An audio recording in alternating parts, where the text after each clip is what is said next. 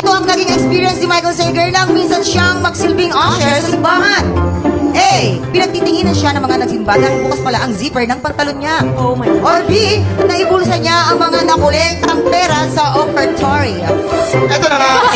Siyempre, ito, nakasama na si Michael. Siyempre, sa pagmamadali niya, nakita niya, hindi niya napansin, bukas pa daw yung ano. Hindi po, sinasana. Hindi niya mapansin sila.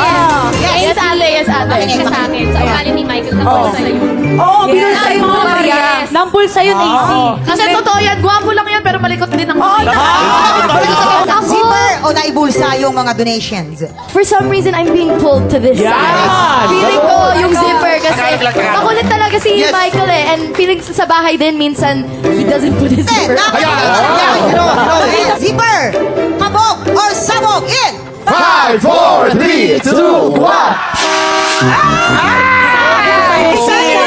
Ay, hindi ka naniwala sa akin. Sabi ko sa'yo, malikot kamay nun.